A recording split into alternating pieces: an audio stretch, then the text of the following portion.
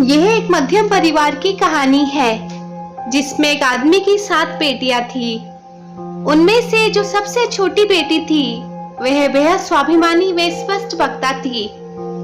पिता अवश्य ही परिवार को भलीभांति पाल रहा था, परंतु साथ ही साथ वह अपने पूरे परिवार पर अपने द्वारा किए गए प्रत्येक कार्य के बदले एहसान जताता था और यह भी चाहता था कि उसकी पत्नी वे 7 बेटियां उसकी हर बात में हाँ में हाँ मिलाए तथा उसका एहसान भी माने।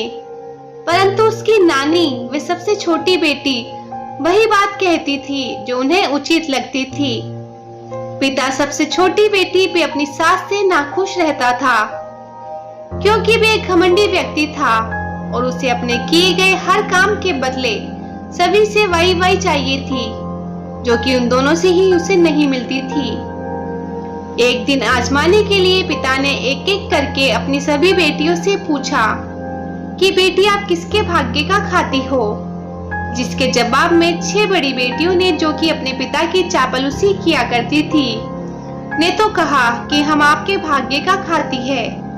परंतु सबसे छोटी बेटी ने जवाब दिया कि पिताजी मेरी नानी भी यही कहती है कि हर एक व्यक्ति अपना अपना अलग भाग्य लेकर आता है और सब अपने अपने भाग्य का ही खाते हैं, इसलिए मैं तो अपने भाग्य का ही खाती हूँ। इस पर उसका पिता रुष्ट हो गया तथा मन ही मन उससे और भी चिढ़ने लगा। समय आने पर पिता ने बड़ी बड़ी 6 बेटियों का विवाह अपनी पूरी कोशिश के साथ एक से एक अच्छे घर में किया तथा सबसे छोटी बेटी के लिए जंगल जंगल में घूमकर एक पागल को ढूंढकर उसके साथ उसका विवाह रचा दिया ताकि बेटी को सबक सिखा सके। समय बीतता गया और सबसे छोटी बेटी अपने पागल पति की सेवा में लगी रहती और उसके इलाज के लिए तरह तरह के उपाय करती। वह वैद्य हकीमों के पास उसको ले जाकर उसका इलाज करवाती थी।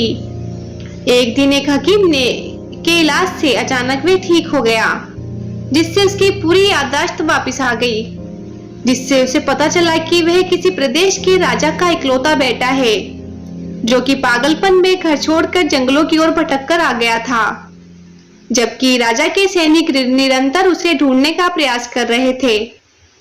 यह जानकर उस राजकुमार की पत्नी यानी कि सबसे छोटी बेटी बेहद प्रसन्न थी। उसकी खुशी का ठिकाना ना रहा। इधर राजकुमार को ढूंढते हुए राजा के सैनिक भी उस तक आ पहुंचे तथा राजकुमार व उसकी पत्नी दोनों को लेकर वे राजा के पास राज दरबार में पहुंच गए, जहां पर अपने आप को राजमहल की बहू पाकर वह बेहद प्रसन्न थी तथा भगवान को कोटि कोटि धन्यवाद दे रही थी। अपने खोए हुए पुत्र को पाकर राजा की खुशी का भी कोई ठिकाना ना था। उसने अपने बेटे और साथ में पुत्र बधू को पाने की खुशी में पूरे नगर की दावत के लिए ढिंढोरा पिटवा दिया, जिसके लिए एक दिन नियत किया गया। उस दावत में खाना खाने के लिए पिता भी अपनी अन्य बेटियों के साथ राजमहल पहुंचा। जब उसने तथा उसकी बेटियों ने अपनी सबसे छोटी बेटी वे बहन को वहां के इकलौते राजकुमार की पत्नी के रूप में पाया तो उनके आश्चर्य का ठिकाना नहीं रहा। पिता ने शर्मिंदा होकर अपनी सबसे छोटी बेटी से कहा कि बेटी, मैंने तो तेरा विवाह एक पागल के साथ किया था, फिर ये करिश्मा कैसे हुआ? तब बेटी ने जवाब दिया कि पिताजी, हर कोई अपना अपना भाग्य लेकर आता है, जैसा कि मेरी नानी कहा करती थी। आपने तो जानबूझकर मेरी शादी एक पागल के साथ की थी, परंतु मेरे भाग्य में एक राजकुमार से विवाह लिखा हुआ था जिसको आप नहीं बदल पाए। अतः आज भी मैं यही कहती हूँ कि मैं अपने भाग्य को खाती हूँ।